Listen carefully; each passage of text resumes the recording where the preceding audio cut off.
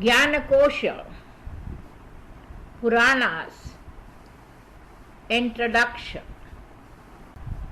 सर्गच्च प्रतिसर्गच्च वंशो मन्वन्तराणि च वंशानुचरितं चैव पुराणं पञ्चलक्षणम्. Narada Purana, description of religious action.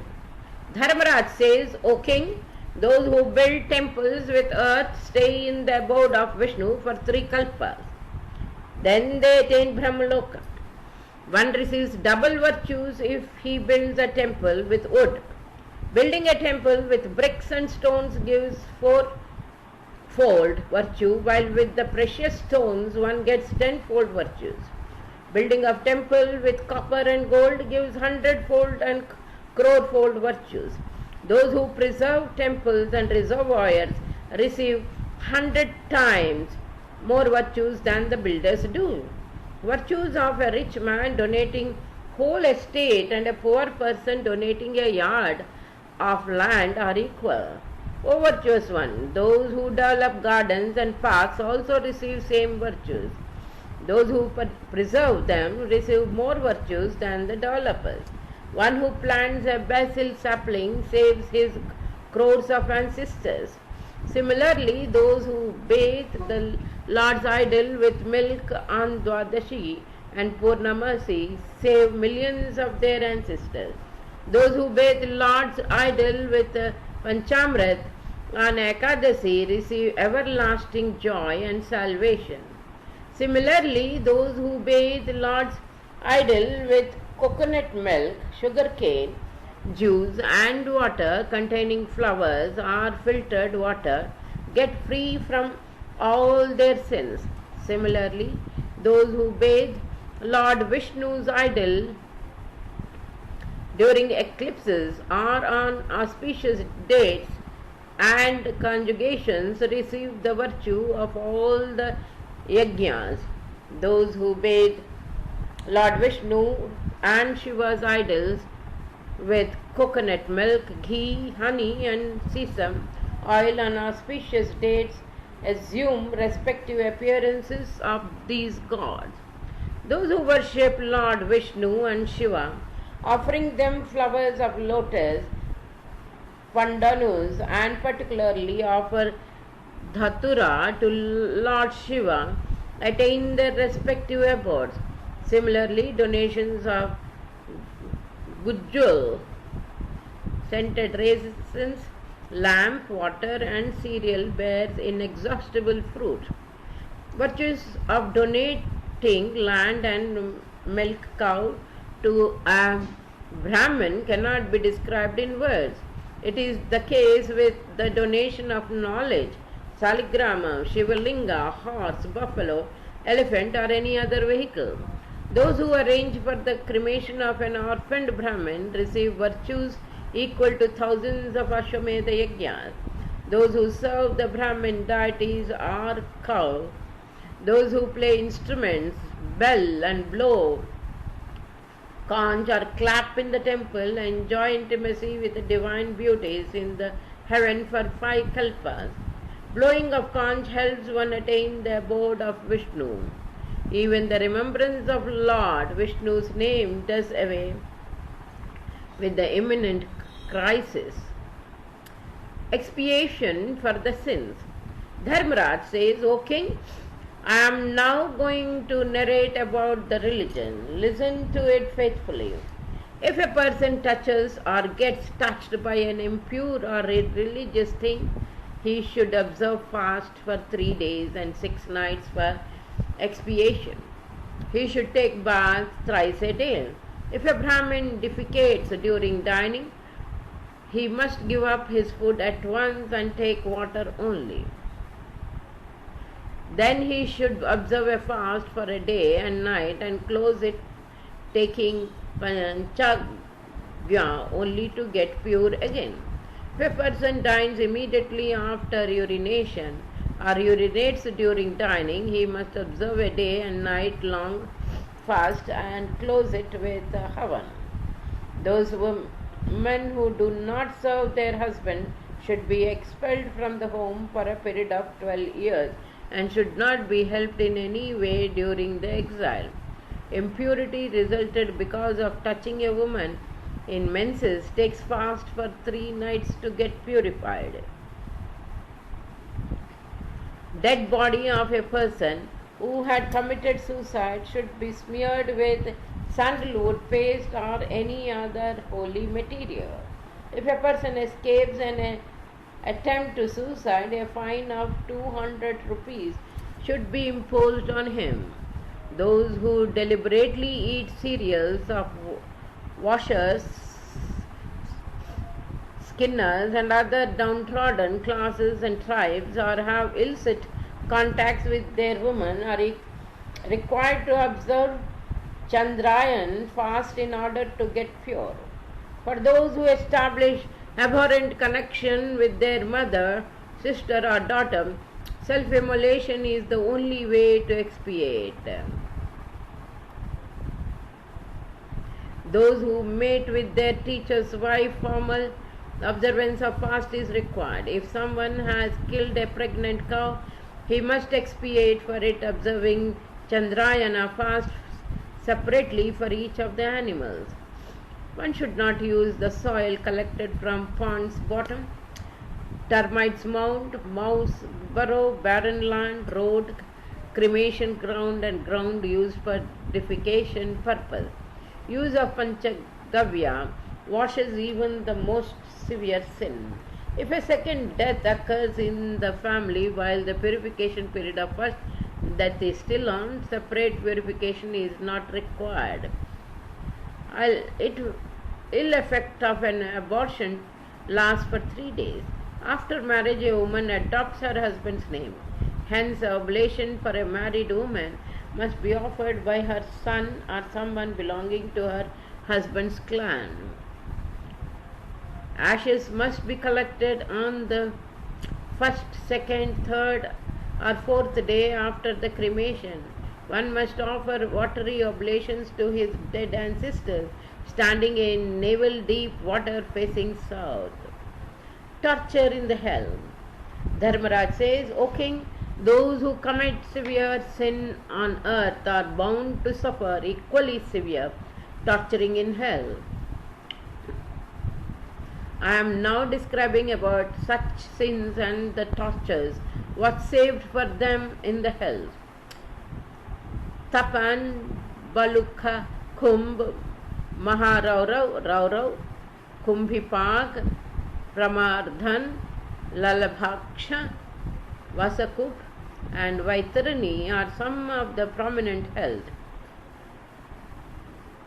Drinking of urine in a ditch full of feces, eating of canine flesh, eating of worms, drinking of semen, sleeping on cinders, stinging by snakes, boring through bones, drinking of bile, biting by ants, breaking of teeth, tettering to hot iron are some of the tortures one has to face for his sins in the hell. Those who criticize Brahmins and dictate them or kill them, drinker, those who steal gold, have illicit contact with the wife of their teacher, and even those who accompany such people are condemned as great sinners. All of them deserve a place in the hell. Stealing of items like copper, iron, water, musk, betel nut, sandalwood is also like the crime of stealing gold. Illicit contact with sister and daughter-in-law and forceful copulation with a woman in menses are also like having illicit contact with the wife of the teacher. Our great sages have given dictates for the expiation of such sins. Those who live in Buddhist monasteries or frequently visit there live in the hells for crores of years. Sinners pass initial phase of their expiation in the hell. For the 7 births, then they take incarnation as asses. Then for the next 6 births, they appear as snake, diseased people, dog, deer, tree, and monitor. O king, those who long for and have illicit contacts with women other than wife are forced to copulate with a pretty but extremely hot copper manicure and then throw into the hell. Those women who prefer to sleep with men other than husband are forced to embrace hot iron statue on a blazing bed. Then they are forced to embrace a hot iron filler, take bath in saline water and drink it. They have to suffer these tortures for thousands of years. Those who listen to others' criticism with interest have to bear a lot of suffering. Hot nails are hammered into their ears. The pores thus formed are filled with boiling oil. They are then thrown into Kumbhipak hell. Those who abuse Lord Vishnu and Shiva are fed with salt only for crores of years. Then they are thrown into Raurav hell, which is full of hot, scorching sand. Traitors and greedy of other cereals have to eat their own flesh. Those who eat astrologers and priest cereals are kept in different hells for crores of years, followed by their keeping in the wells of boiling oil and saline water, where they are fed with feces only. At the completion of their punishment, such people appear as Malechha on earth. Those who torment others are thrown into Vaitarani. Those who do not perform Pancha Mahayagya or worship deities are kept in Lala Bhaksha and Raurava hells respectively. Those who do not act as per the scriptures are thrown into the hells for 1,000 crores of kalpas. Those who throw excretion from their bodies or leave parts like hair, tooth, bone, nails, etc. in the temple commit sins equal to killing an unborn baby.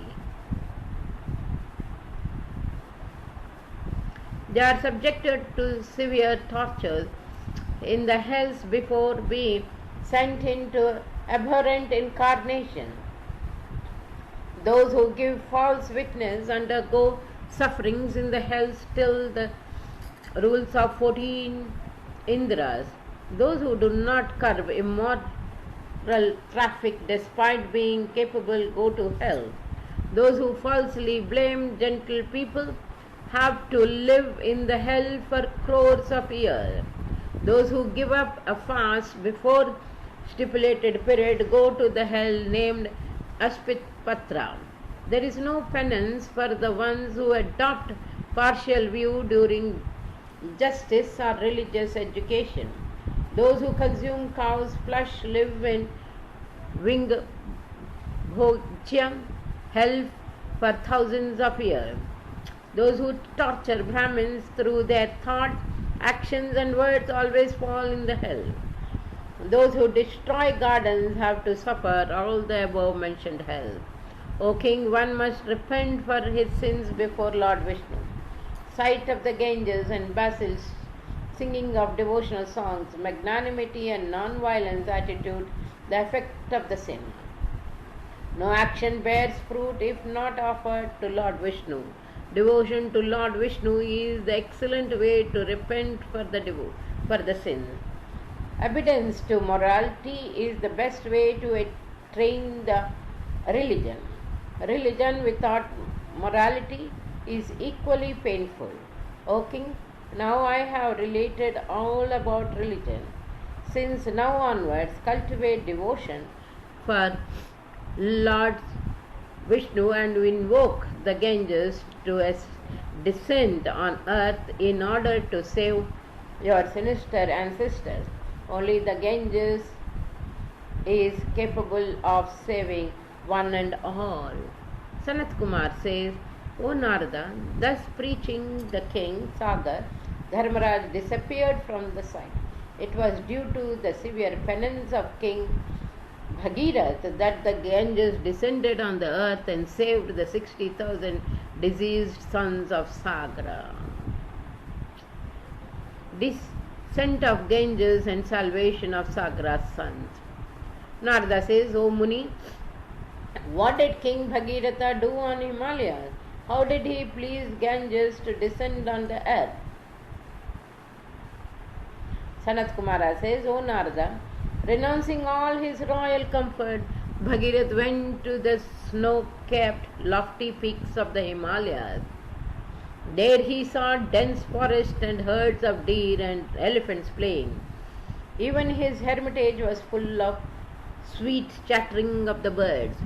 Reciting of Vedas and other scriptures was reverberating all around. Bhagirath came face to face with the sage Bhrigu, who was surrounded by his disciples. Bhagirath approached and respectfully greeted sage Bhrigu.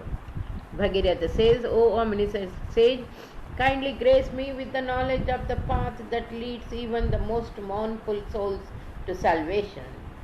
Bhrigu says, O king, I know that you have arrived here with a beautiful motive of saving your ancestor.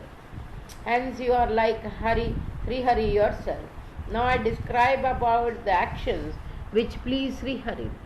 O king, be non-violent, altruistic, virtuous, speak truth, and seek pious company to be a devotee of Lord Vishnu.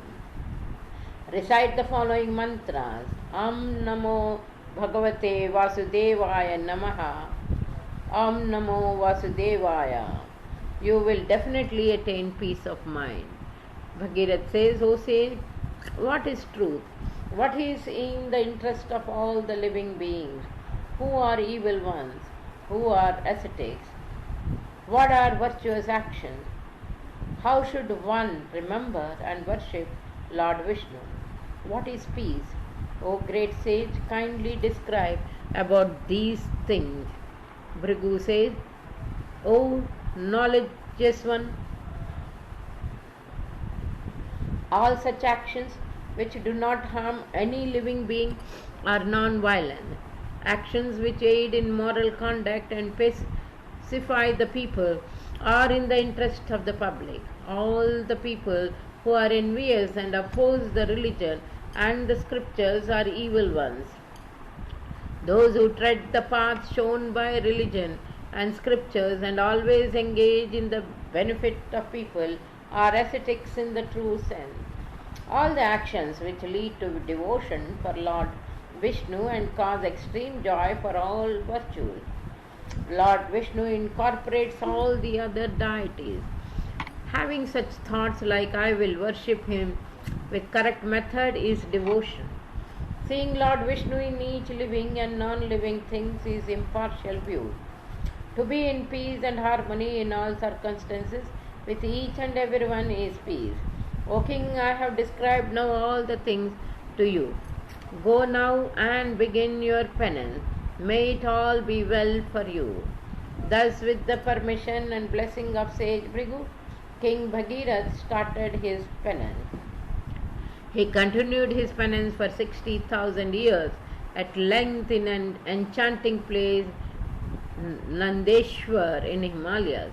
Seeing his severe penance and perplexed by its radiance, all the gods appeared before Lord Vishnu in Kshirasagara. The gods say, O remover of sorrows, O controller of all the three worlds, we all greet you. Pleased by the prayers, Lord Vishnu instinctively learnt about the motive of the gods.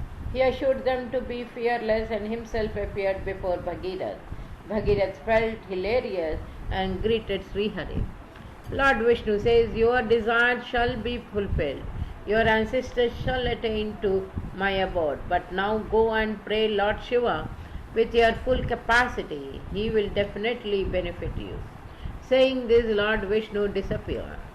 The king stood there for some time, wondering whether it was all a dream, when an invisible voice announced, it was not a dream, O king, it is reality. Do as Lord Vishnu has said.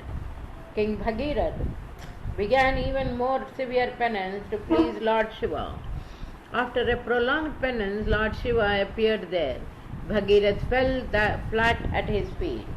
Pleased by his devotion and prayers, Lord Shiva blessed Bhagirath that he would hand over the Ganges to him for the salvation of his ancestors. As soon as Lord Shiva uttered these words, the Ganges emerged from his tusks and followed Bhagirath wherever he walked. Thus, Following Bhagirath, the Ganges reached Ganga Sagar at the hermitage of sage Kapila, where the ashes of Bhagirath's ancestors were lying unattended. As soon as the holy waters of the Ganges touched the ashes, Bhagirath's ancestors got freed from the noose of Yama and ascended to their heavenly abode. Since then, the Ganges is also known as Bhagirathi. Description of Dwadasi fast. The sages say, O fortunate one, you have obliged us narrating the tale of sacred Ganges. Now we desire to hear what Narada asked Sanat Kumar. Sutta says, O great sages, now I narrate what Narada asked Sanat Kumar. Listen to it carefully. Narada says, I am blessed hearing the pious tale of the Ganges. Now kindly tell me about the fast and rituals performing which Sri Hari could be pleased. Sanat Kumara says, O Narada, may God bless you. You are the supreme devotee of Lord Vishnu. That's why you are asking about these rituals. Now I am telling you about these rituals and fasts, which make a man fearless. O Narada, there is a special provision for worshipping Lord Vishnu on the 12th day of Shukla Paksha, brighter phase, in the month of Margashira. This worship could be performed wearing white or yellow clothes. During the worship, one should recite the mantra Keshavaya Namastubhyam. One should then offer oblations of ghee and sesame seeds in sacred fire. During the night, one should sing devotional songs before Shaligram and remain awakened. Then the idol of Vishnu should be bathed with 5 liters of milk. Similarly, Goddess Lakshmi and Lord Vishnu should be worshipped with Naivedya and edible items 3 times. Next morning, similar worship should be repeated. At the end of the worship, one should donate sweetmeats made of milk, ghee and coconut to Brahmin while reciting. May the Lord materialize all my wishes. Seeing off the Brahmin, one should break his fast at the end. On the same day in the month of Pausha, one should observe a fast and worship Lord Vishnu's idol bathing it with milk while reciting Namo Narayana. In this worship also there is provision of night-long prayers and vigilance. Donating the Brahmins with rice, pulses, ghee, one should respectfully feed them and break his fast in the last. Donation of Dakshina is a must. Similarly, on the same day in the month of Magha, there is a provision of day-long fast and worship. This time 5 kilos of sesame seeds are donated to the Brahmins.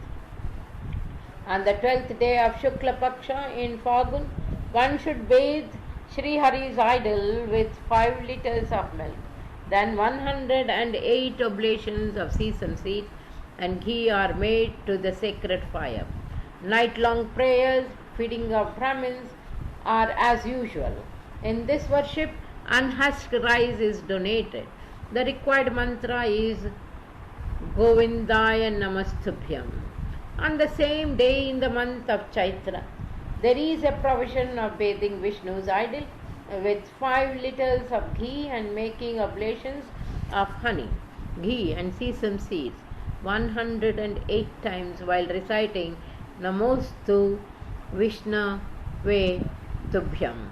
Then 4 kilos of rice are donated to a Brahmin on the 12th day in the brighter phase of Vaisakha.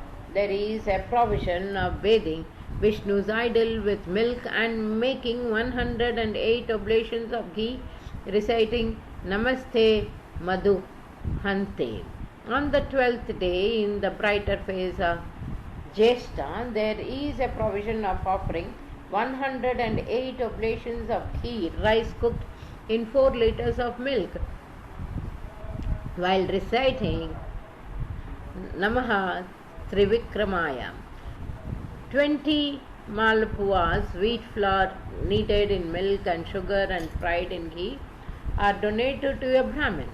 On the same day in the month of Ashad, Lord Vishnu's idol is bathed with 4 liters of milk. Then oblations of ghee are made and cereal mixed with coconut and curd are donated to the Brahmins. This worship is directed to Vamana, incarnation of Lord Vishnu. Hence, mantra Namaste Vamanaya is recited all along the rituals. In the month of Shravan, there is a provision of bathing Lord's idol with milk and honey on the 12th day of the brighter phase. Then 108 oblations are made reciting Sri Dharaya Namostute. Then 4 liters of milk, clothes and 2 golden earrings are donated to the Brahmin. Lord's idol should be bathed with milk while reciting Hrishikesh Namostubhyam on the 12th day in the month of Bhadrapad. Then 108 oblations are made with cooked cereals mixed with honey. Wheat donated along with gold to the Brahmins, besides feeding them with respect. In the month of Ashwin also, Lord's idol is bathed with 5 liters of milk. Then 108 oblations are offered with ghee, sesame seeds and rice, reciting Namaste Padma Nabhaya. 250 grams of honey are donated to a Brahmin. In the month of Kartik, on the same day, Lord's idol is bathed with 4 liters of milk, curd or ghee while reciting Namo Damodaraya. Then 108 oblations are offered with sesame seeds mixed with honey and ghee. This worship is closed with donating 5 types of edible items to a deserving Brahmin, feeding him and seeing him off with Dakshinaya. O Munivar, those who observe this virtuous fast for the 12 months of a year attains to the supreme abode.